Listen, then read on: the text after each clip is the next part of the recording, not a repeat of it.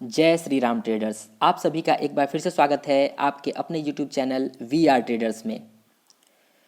आज के इस वीडियो में हम लोग बात करने वाले हैं एचडीएफसी बैंक के बारे में। जानेंगे इस शेयर में तेज़ी कब तक बनी रहेगी और हमें अभी इस शेयर में क्या करना चाहिए। बाजार की खबर पर डालेंगे पूरी नज़र। वीडियो में आगे बढ़ने से पहले दोस्तों हम बात कर लेते हैं अपने Telegram channel we are traders के बारे में, जिसमें आपको मिलते हैं लगातार प्रॉफिटेबल ट्रेड्स और शेयर मार्केट की पूरी जानकारी, जिसके आधार पे आप ले सकते हैं बेहतरीन ट्रेड्स और जिसमें आपको होता है धमाकेदार प्रॉफिट। ये कुछ इंट्राडे प्रॉफिट्स के स्क्रीनशॉट हैं जिसमें आप एक दिन में कमा सकते हैं अपने कैपिटल के आधार पे 1% या 2%, जितना भी आपका रिस्क रिवॉर्ड रेशियो है उस तरह से आपकी अर्निंग्स होगी। ये हमारे कुछ ट्रेडर्स हैं जो वी आर ट्रेडर्स चैनल से जुड़े हुए हैं और लगातार कुछ ना कुछ प्रॉफिट कमा रहे हैं। अगर आप भी इस तरह का प्रॉफिट कमाना चाहते हैं तो हमारे Telegram channel we are traders को सब्सक्राइब करना बिल्कुल ना भूलें। इसका लिंक डिस्क्रिप्शन बॉक्स में दिया हुआ है। तो चलिए ट्रेडर्स चलते हैं अपने वीडियो की तरफ। एचडीएफसी बैंक के बारे में बात करने से पहले मैं आपको बताना चाहता हूं कि एचडीएफसी बैंक निफ्टी 50 का सबसे ज़्यादा वेटेज वाला शेयर है। रिलायंस और एचडीएफसी बैंक दोनों का वेटेज निफ्टी 50 में 10-10% का है। किसी भी शेयर को खरीदने से पहले हम लोग उसे 5 पैरामीटर्स पे चेक करते हैं। तो आइए एचडीएफसी बैंक को भी चेक करते हैं इसके पैरामीटर्स पे। आपके सामने एक चार्ट खुला हुआ है जिसमें हम लोग देख पा रहे हैं कि इस शेयर का जो प्राइस है वो अभी इसके इंट्रिंसिक वैल्यू से ज़्यादा है। इस आधार पे अभी हमें इसमें ट्रेड नहीं मिल रहा है। इसका जो रिटर्न्स है ये एफडी के रिटर्न से बहुत ही ज़्यादा शानदार है। यदि आपने बैंक में 1 लाख का एफडी करवा रखा है तो आपको उस पर अभी के रेट से केवल 5%, इसका मतलब 5,000 रुपया ही ब्याज मिलेगा। और हम लोग इस वीडियो में देखेंगे कि यदि आप 1 लाख रुपया एचडीएफसी बैंक में लगाते हैं तो आपको कितना रुपया का रिटर्न मिलेगा। ये शेयर हमें कोई खास डिविडेंड रिटर्न्स नहीं देती है। इस शेयर का प्राइस अभी अपने ओवरबॉट जोन के आधार पे एक बढ़िया एंट्री पॉइंट बनाता है। इस शेयर के ऊपर कोई भी रेड फ्लैग नहीं है, इसलिए अभी हम इसमें एंट्री ले सकते हैं। ट्रेडर्स किसी भी शेयर को खरीदने से पहले उसका पीई रेशियो ध्यान देना चाहिए। तो हम लोग देख रहे हैं कि बैंकिंग सेक्टर का पीई जो है वो 35.80 है और एचडीएफसी बैंक का शेयर 25.51% है। इसका मतलब ये हुआ कि एचडीएफसी बैंक अभी हमें सेक्टर से सस्ते वैल्यूएशन पे मिल रहा है।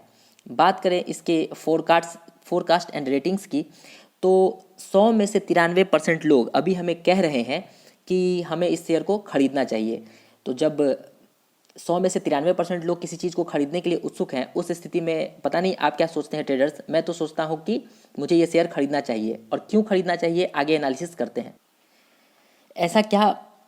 ऐसी क्या खास बात है कि इसे 100 में से 93 लोग खरीदना चाहते हैं। तो हम लोग इसके फिनेंशियल ट्रेंड को समझते हैं। आप देख रहे हैं कि 2018, 19, 20, 21 और ये एचडीएफसी बैंक का शेयर लगातार ऊपर की तरफ, इसका रेवेन्यू भी बढ़ते जा रहा है और इसकी प्रॉफिटेबिलिटी भी बढ़ते जा रही है।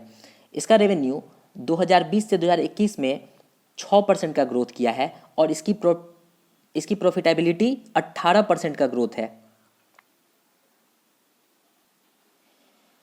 कंपनी में ग्रोथ हो रहा है तो निश्चित रूप से शेयर प्राइस भी ग्रोथ करेगा। और शेयर प्राइस में ग्रोथ करने का क्या कारण होगा, क्योंकि इसमें इन्वेस्टर ज़्यादा इंटरेस्टेड होंगे। तो आप देख पा रहे होंगे कि इसका शेयर होल्डिंग पैटर्न जो है वो बेहतरीन है। प्रमोटर का 25.9% स्टेक है। म्यूचुअल फंड्स ने लगभग 13% का स्टेक इसमें ले रखा है। अदर डोमेस्टिक इंस्टीट्यूशंस ने लगभग 7.5%, ऐसा कहें 7.69% इसमें स्टेक ले रखा है। एफआईआई जो कि विदेशी इन्वेस्टर होते हैं, इन्होंने इसमें लगभग 40%, दोस्तों देखिए ये कितना बड़ा स्टेक है, 40% का स्टेक उन्होंने ले रखा है। हमारे और आपके जैसे रिटेल इन्वेस्टर जो हैं वो इसमें अभी तक केवल 13.5% पे अटके हुए हैं। तो ट्रेडर्स इस आधार पे आप एक डिसीजन ले सकते हैं कि हमें इस शेयर में क्या करना चाहिए। ऐसा नहीं है कि एफआई ने एक रोज इसमें खरीदारी कर ली और वो इंतजार कर रहे हैं, वो चुपचाप बैठे हुए हैं। आप देख पाएंगे कि सितंबर क्वार्टर में उसका स्टेक 37.43% था। दिसंबर क्वार्टर में उसने अपना स्टेक थोड़ा बढ़ाया और अभी मार्च क्वार्टर में भी उसने अपना स्टेक बढ़ाया है और लगातार वो अपना स्टेक इस स्टॉक में बढ़ाते ही जा रहे हैं। तो ऐसी स्थिति में हमें उनके साथ चलना चाहिए और इसमें अगर हम थोड़ा सा भी प्रॉफिट कमा पाएंगे तो हमारे लिए ये बहुत ही अच्छा होगा। बात करते हैं कि कल HDFC बैंक लिमिटेड में क्या हुआ। कल भी इसका शेयर प्राइस 2.50% ऊपर बढ़कर क्लोज हुआ है। और किसी भी स्टॉक को खरीदने से पहले हम लोग देखते हैं कि इससे पिछले दिन उसमें कितने परसेंट की डिलीवरी हुई है।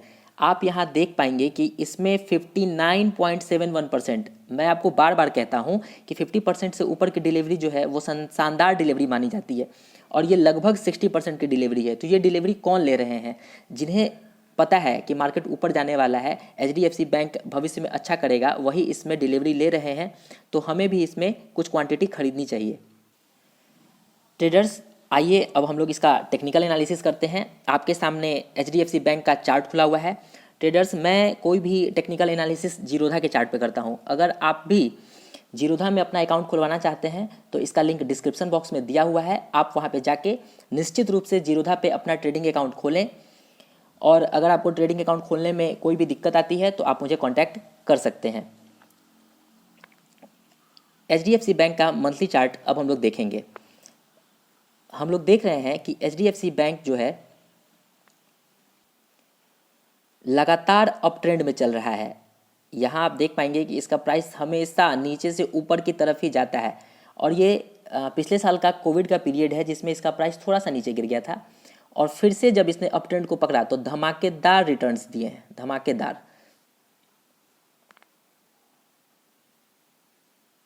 मंथली चार्ट पे मैं आपको एक और बात बताना चाहता हूं कि आप यहां देख पाएंगे कि इस शेयर का प्राइस शायद ही कभी, बड़ी मुश्किल से अपने 50 डे मूविंग एवरेज पे आता है, जो कि यहां कोविड के केस में हुआ था। जब पिछले साल कोविड आया था तो इस शेयर का प्राइस यहां अपने 50 डे मूविंग एवरेज पे आ गया था, नहीं तो ये हमेशा 20 डे मूविंग एवरेज के आसपास, उस पर भी सपोर्ट लेने के लिए कुछ ही दिनों के लिए आता है, फिर ऊपर की तरफ चला जाता है।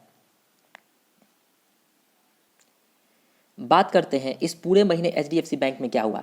तो ये लास्ट कैंडल को देखिए ट्रेडर्स, ये लास्ट कैंडल कितना बड़ा पिन बार कैंडल बना हुआ है।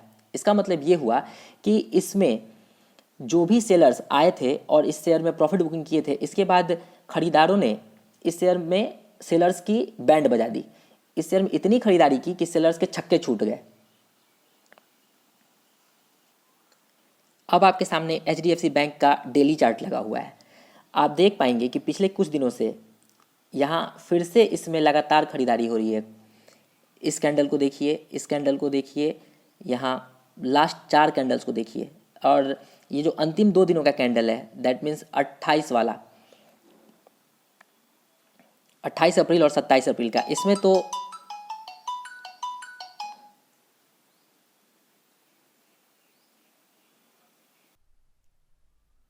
28 अप्रैल का जो कैंडल था ट्रेडर्स, उसको आप गौर से देखिए।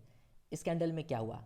इस कैंडल ने अपने 3 मूविंग डे एवरेज, जो कि है 100 day moving average, 50 day moving average और 20 डे मूविंग एवरेज, सबके ऊपर क्लोजिंग दी है, और कैंडल एकदम कंप्लीट बुलिश माराबोजो हम इसे कह सकते हैं। यहाँ देखिए, ये बुलिश माराबोजो के टाइप का कैंडल बन चुका हुआ है। तो इसका मतलब ये हुआ कि इस शेयर में आगे भी भयंकर तेजी रहने की पूरी संभावना है। बात करते हैं इसके MACD चार्ट की। तो आप यहाँ नीचे देखिए ट्रेडर्स, यहाँ MACD चार्ट ने एक बुलिश क्रॉसओवर बना दिया है, और इसके जो हिस्टोग्राम है वो जीरो लाइन के ऊपर अब ग्रीन सिग्नल्स देना शुरू कर दिए हैं। ऐसे में आपको क्या करना चाहिए? आपको क्या लगता है? कमेंट बॉक्स में ज़रूर बताएं। आइए ट्रेडर्स, अब बात करते हैं कि HDFC बैंक हमें भविष्य में कितने तक का रिटर्न दे सकता है। तो आप यहाँ देख पाएंगे कि अभी इसका करंट वैल्यू 1476 रुपये 80 पैसे पे है, और अगर ये शेयर अभी यहाँ से गिरावट करता है, अगर यहाँ से भयंकर मार्केट में मंदी शुरू हो जाती है और शेयर प्राइस गिरने लगता है, तो ये शेयर 1268 रुपये 99 पैसा, 1270 रुपये हम कह सकते हैं कि वहाँ तक गिर के चला आएगा। अगर ये शेयर अपने इसी रफ्तार में, जिस रफ्तार में ये चल रही है, इसी रफ्तार में चलती रहती है, तो हमें 1795 रुपया कहे तो 1800 रुपये तक का रिटर्न हमें मिल सकता है। और अगर इस शेयर में ज़बरदस्त उछाल आ जाता है और ये शेयर अपने एक्सपेक्टेशन के आधार पे उससे भी बेहतर परफॉर्मेंस करने लगती है, तो आपको मिल सकता है 1 साल के अंदर 2068 रुपये, दैट मीन्स 40% का तक का रिटर्न मिल सकता है। तो अभी हमें इस शेयर में क्या करना चाहिए? क्या हमें अभी आज ये शेयर खरीद लेना चाहिए? ट्रेडर्स, आपको अभी इंतज़ार करना चाहिए इसमें। अगर आपको ये थोड़ी सी भी गिरावट मिलती है तो आप इसे एक्यूमुलेट कर सकते हैं 1400 के प्राइस रेंज में। यहाँ देखिए यहाँ कितना बड़ा सपोर्ट जोन बना हुआ है। तो अगर आपको इस जोन में ये शेयर मिलता है तो आप इसकी थोड़ी क्वांटिटी ले सकते हैं। एज ए बिगिनर आप थोड़ी ही क्वांटिटी लें, ताकि आपको अगर इसका शेयर का प्राइस गिरता भी है तो आपको ये नहीं लगे कि आप वी आर ट्रेडर्स के कहने पे फंस गए। वैसे भविष्य में इसका प्राइस अपवर्ड मूवमेंट ही देगा और आपको निश्चित रूप से अच्छा मुनाफा होगा। ट्रेडर्स, अगर आपको हमारा आज का ये एनालिसिस अच्छा लगा है तो हमारे इस वीडियो को लाइक करें। अगर आपने हमारे YouTube चैनल को अभी तक सब्सक्राइब नहीं किया है तो आप मार्केट में बहुत कुछ मिस कर रहे हैं। हमारे YouTube channel we are traders को निश्चित रूप से सब्सक्राइब करें। अगर आप लगातार प्रॉफिटेबल ट्रेड्स चाहते हैं तो हमारे टेलीग्राम चैनल को सब्सक्राइब करना बिल्कुल भी न भूलें। आप हमारे इस वीडियो को शेयर कर सकते हैं अपने न्यू बिगिनर फ्रेंड्स जो कि शेयर मार्केट में कुछ पैसा कमाना चाहते हैं उनके साथ, ताकि वो भी आपके साथ साथ कुछ पैसा कमा सकें।